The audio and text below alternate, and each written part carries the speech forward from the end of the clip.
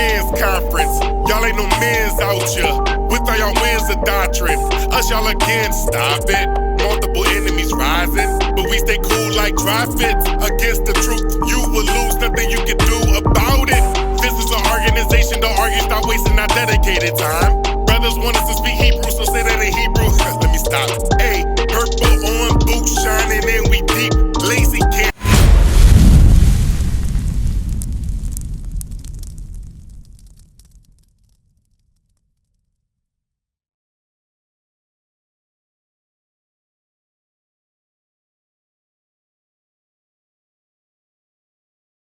Right? So JP, what's your nationality according to the Bible? Guatemala. Let's see Guatemala right here. Come over here real quick. Guatemala, you be from the tribe of Zebulun, bro. You an Israelite according to the Bible. Right. You are not a wetback, bro. I know you felt that when you was young, that you was better than everybody. You was doing everything, you excelled in everything. You know it's royalty in your veins. All right? Now we're gonna prove it from the Bible that it's not a coincidence. Let's get Isaiah 1 and 3. Drop everything, get Isaiah 1 and 3. Because we about to prove to JP his nationality is royalty. It's not a coincidence that every hood and ghetto you see the blacks, Hispanics, and Native Americans. And we hate each other because of complexion, and we speak two different languages, and we got two different ideologies. Y'all Catholicism and ours Christian church.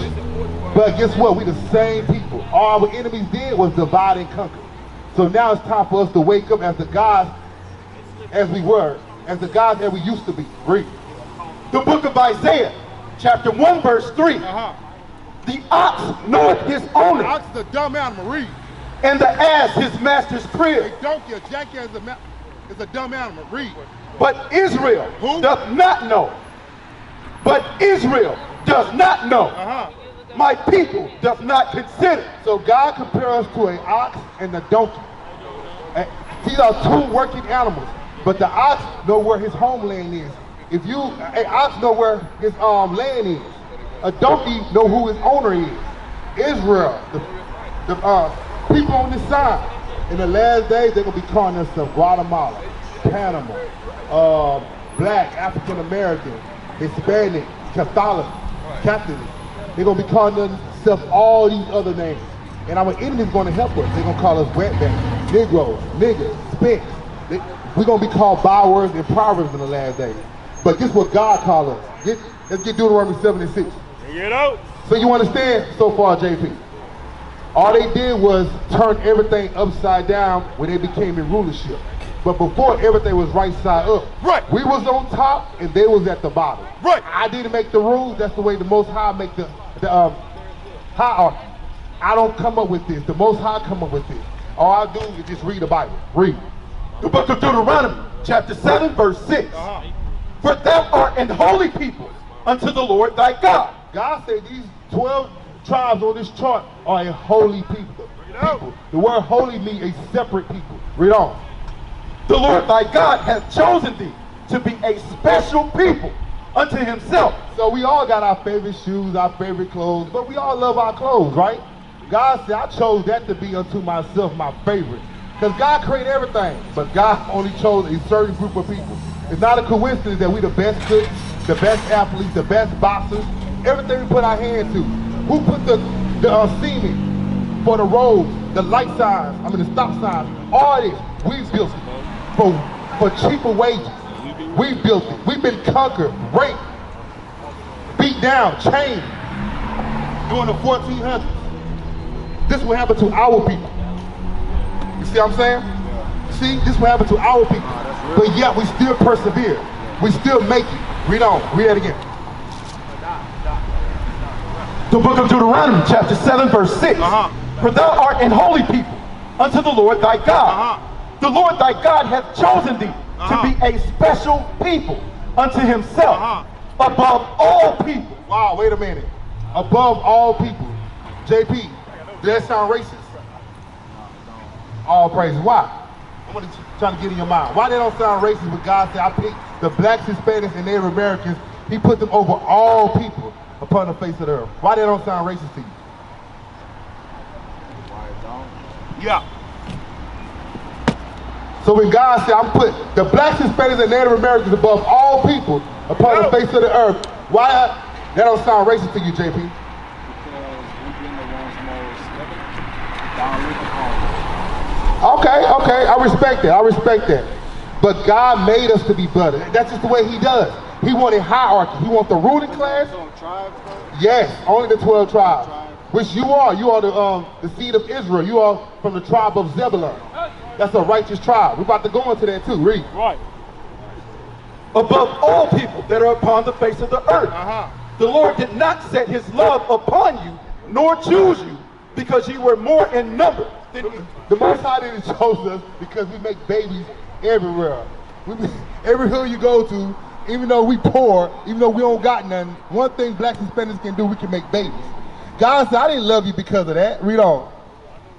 You were more in number than any people, for ye were the fewest of all people. Why we the fewest? Because we the youngest nation on this earth. It's 18 nations in the Bible. Israel started after everybody. It's funny how every nation had a sense, every nation came before us. Even the white man. Every nation started before us. Our nationality started in Egypt. Our captivity, our nativity started in Egypt. That's all we know is servitude. Now God trying to bring us back to freedom, which is God's laws, statutes, and commandments. All right? So let's go to Deuteronomy 28 and 15. Because now you ask, JP, in your head, you're the greatest of all people. You're the best of all people. But why are we at the bottom? Of course, you know, we have a little sprinkle celebrities up there. You know, like we got Bulldog, we got Floyd Mayweather, we got Michael Jordan, Oprah's, we got Denzel, we got a little sprinkle Negroes up there. But the majority of us, we down here, starving, surviving. Read. The book of Deuteronomy, chapter 28, verse 15. Right. But it shall come to pass, if thou wilt not hearken unto the voice of the Lord thy God. God's voice is this Bible. We did not listen to God's words. Still to this day, this Bible is thousands of years old. It's in every church you go to, but we don't read from it. We read like one little script, talk for 3 hours, and shut the Bible and start clapping our hands. That's in every church. This is the 1611 King James. King James, the 1611. He was a black man. He didn't write the Bible. He had it published, translated for English-speaking people to understand it. Because the Bible is written in Latin, Hebrew, and Greek. So that's what King James did. But like other than that, you an Israelite. Everybody stick to the point. Read. To observe, to do all his commandments and his statutes, which I command thee this day, that all these curses shall come upon thee and overtake thee. So is a curse a good thing or a bad thing, JP? Bad thing, right? Read on. Cursed shall thy be in the city, and cursed shall thy be in the field. Every place you go to, we curse in the city. Last hire, first fire. That's with the blacks too, Hispanics, everybody. Those people on the signs, we are cursed in the city and cursed in the field. On the plantation field, we are cursed picking up cotton on the plantation field. Even y'all too. During the 1400s, they conquered y'all before they conquered us on the fruit plantations, the watermelon fields, the cane fields, like the sugar plantations. They conquered y'all too. It's called colonialism. Read on. And no, jump up to verse 46. Verse 46. Because I just threw in one curse, but the Bible says it's a reason why God cursed us. Read on. Verse 46. And they shall be upon thee. They mean the curse is going to be upon us. Read. For a sign. For a sign. If you look at the sign say beach nut, what did that sign tell you? By looking at that sign say beach nut. Street. And it tells you what? It tells me which way I can go to all different places, you know what I'm saying? Right, but that sign beach nut tells you what? It's beach nut. Exactly. This is beach nut. Yeah. God said these curses going to show you an Israelite. Last hire, first fire. Read on. For a sign and for a wonder. A wonder is something that make you ponder. Like, dang, they just shot my brother dead on the streets. With no justice, no peace. We march, we shuck and jive, we vote. Still no justice. The sign's gonna be upon us for a wonder, to make us think. So let's jump to verse 48. Oh yeah, all right, okay, 47. And upon thy seed forever. Oh, right. The Bible said these curses are going to be upon Israel forever. That's how we identify ourselves. All right? Jump to verse 47. Verse 47. Because thou servest not the Lord thy God. Because we serve other gods. Read. With joyfulness and with gladness of heart. For the abundance of all things. So with that, I'm going to give it to the next teacher, JP. Stay there. Because the next teacher is going to edify you. All praises, all praises. So with that, you understand what I'm saying? We've been lied to for a long time. They took our identity from us. Our identity. What's our identity? What makes you you? What makes you? What you say our identity is, JP? All right, right. What's our identity, choir? Listen to this. Listen to this. Read that. Deuteronomy chapter 7 and verse 6. I'm gonna tell you how the Most High God looks at you. Come on. For thou art an holy people unto the Lord thy God. God said, you're holy unto him, meaning separate from every other race of people. God created everybody on earth, and he chose the black, Hispanic, and Native American man and woman. That's right. But guess what happened? We start sinning, we start feeling ourselves, and God flipped the tables on us. Now instead of being holy and separate, we just like any other nations. All other nations, we follow after them. Because we don't know our true worth, we don't know our nationality. But God says, regardless of that, you holy unto him. Come on.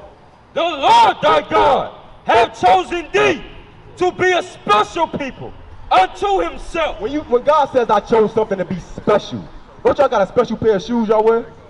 Special pair, right? You got the ordinary shoes, you come in the house, you kick them off, one under the sofa, one under the dining room table, but then you got those ones in the box. You don't let nobody touch those. Those special occasions. You dust the box off to make sure them shoes is good, right? Because they special to you. That's how God looks at you, their sons and daughters. Y'all special, supposed to be separate. But what happened? We start following other nations, and we've lost our luster. We lost the laws of God that made us special in the first place. Come on. Above. What? Above all people that are upon the face of the earth. Quiet. When you woke up today and you looked at yourself in the mirror, did you say that you were above everybody on earth? You said that. I don't think you did. I don't think you did. I know you didn't do that. You know how I know that, sis? Because of how you dress. You understand what I'm saying? Now this ain't that I gotta show you. If God says you special, where did we go wrong? Give me that Psalms 106. You know what? Mingle themselves. 106:35, I think that is. Where did we go wrong? Because if you looked in your choir, we are better than everybody else. We are. But we're not when we don't keep God's commandments. That's what makes us better. That's where the separation comes in. Not because we thought we had more advantage or anything. No, what happened is God blessed us with everything. We got far what we did. We denied our God. He gave us too much. It's like when you get a boatload of money, what happened? You start to change. We changed because God blessed us. So he said, oh, now you changed? I'm going to change up on you. Now the same people that's supposed to be your servants, you're going to be serving them. That's right. No, it's about sin. It's about not keeping the commandments in his Bible. It's more than 10. I'm going to show you. Stay with me, though. I'm going to show y'all. Come on.